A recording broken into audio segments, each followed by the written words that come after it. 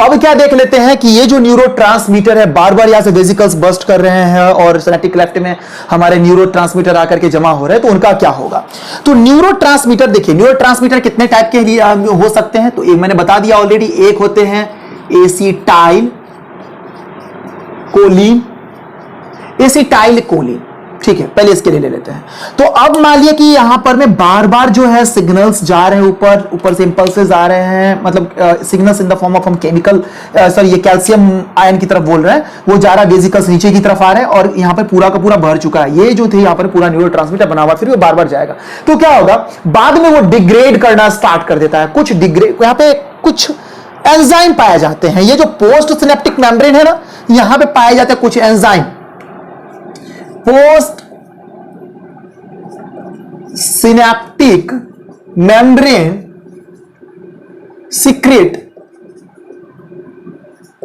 few enzymes which degrade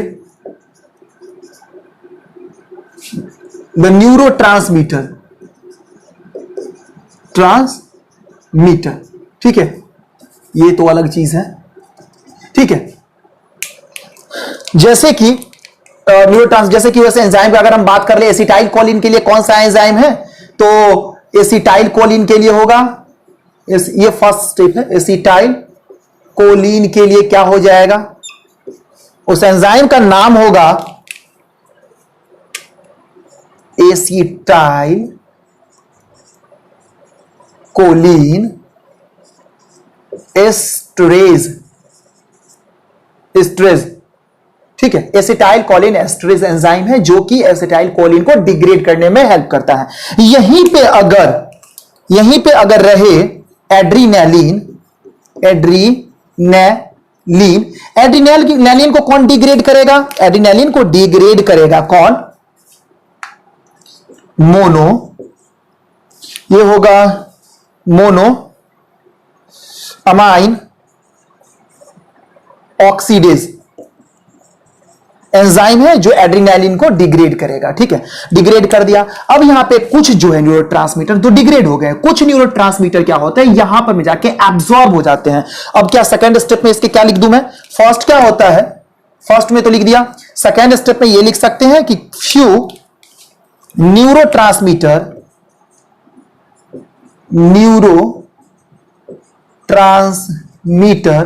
get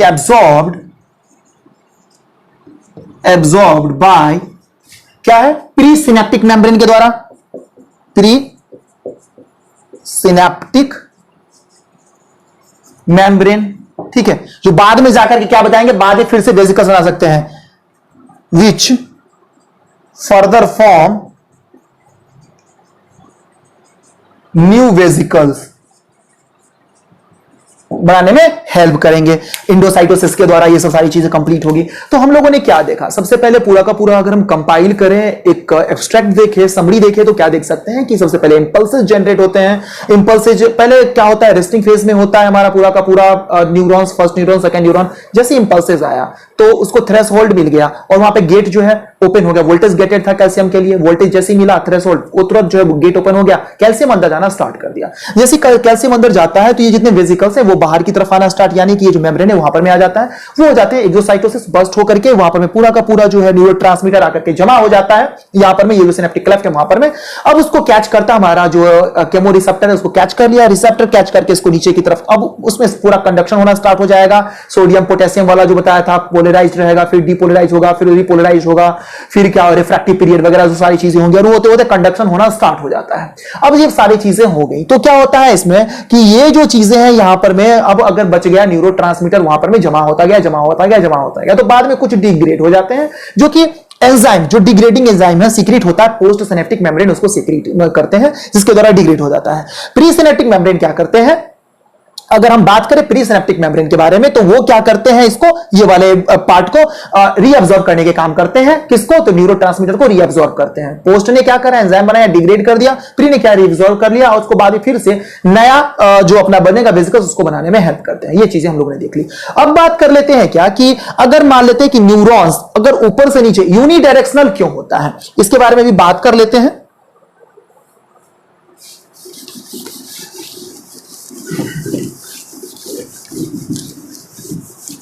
अब बात यह है कि ये यूनिडायरेक्शनल क्यों होता है, एक ही डायरेक्शन में ये क्यों मूव करता है। Why nerve impulse moves unidirectionally? तो इसका रीजन देखिए यहां पे क्या होता है। इसका रीजन ये है कि ये रिवर्स क्यों नहीं जा सकता, क्योंकि जो प्री वाले मेम्ब्रेन है, क्योंकि प्री, पहले पोस्ट वाले के बारे में लिखते हैं। Only post synaptic membrane have chemoreceptor जो इसको कैच करेगा, ठीक है। दूसरा क्या है, प्री वाले में क्या होगा, only pre synaptic membrane have, क्या है, कैल्शियम के लिए voltage gated channel, calcium voltage gated channel, ठीक है। और तीसरा जो इनके पास सोडियम पोटेशियम का चैनल है वो भी पोस्ट वाले के ही पास में है। तो ये सब चीजें ये इस पे नहीं है, तो ये कैसे रिवर्स जाएगा, कहां से इसमें न्यूरोट्रांसमीटर आएगा, वेसिकल्स आएगा जिसको एक्टिवेट करेगा।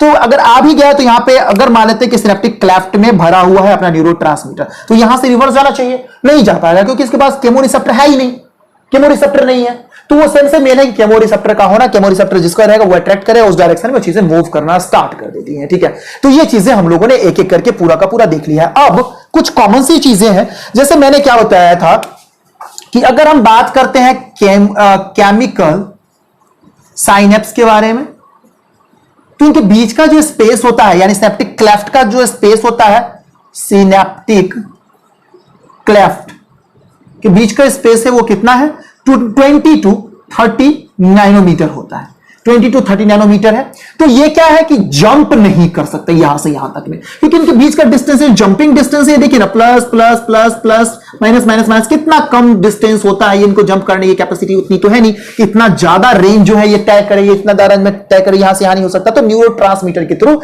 ये चीजें होती हैं। लेकिन यही चीजें अगर हम इलेक्ट्रिकल के बारे में बात कर लें, अगर हम बात करते हैं इलेक्ट्रिकल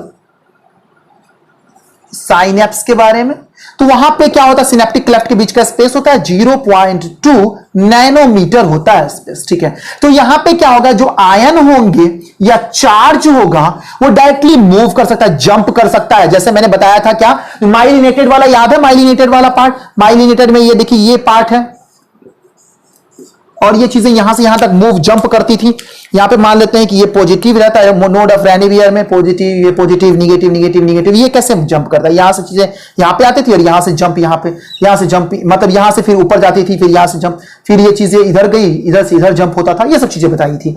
तो ये जो यहां पे इनका जो स्पेस रहता है, ये जो 0.2 है, इतना लगभग जो जितना माइलिनेटेड में जंप करते हैं लगभग उतना के बराबर होता है। इसलिए जो इलेक्ट्रिकल इंपल्स में आयन और चार्जेस है वो इजिली यहां पे जंप कर सकते हैं। ये इजिली जंप करके यहां पे न्यूरोट्रांसमीटर वगैरह की या इतना चीजों की जरूरत नहीं होती है, केमोरिसेप्टर की, या जिसको कैच करे, जिसको neurotransmitter in the form of chemicals है, इसकी इतनी जरूरत नहीं है। और ना ओनली क्या रहते हैं, आयन और चार्जेस रहते हैं जो डायरेक्टली क्या करते हैं, जंप करने का काम करते हैं। यहां से आए, अब मान लेते हैं 2 मेम्ब्रेन है, ये वाला मेम्ब्रेन हो गया और ये वाला पार्ट हो गया, तो चीजें इतना स्पेस कम रहता है कि डायरेक्टली जो है यहां से यहां पे जंप कर जाएगा, यहां से यहां पे जंप कर जाएगा और ये चीजें कंडक्ट होने लगती हैं। तो ये काम उसमें होता है। अब हम लोग नेक्स्ट वीडियो में देख लेते हैं क्या कि इनमें क्या क्या डिफरेंसेस है, पूरे के पूरे अपने जो सिस्टम है कंडक्शन ऑफ इंपल्सेस के, जो इलेक्ट्रिकल वाले हैं या जो अपने केमिकल वाले हैं, उनमें क्या क्या डिफरेंसेस हैं वो हम कलेक्टिवली पूरा को स्टडी कर लेते हैं नेक्स्ट वीडियो में।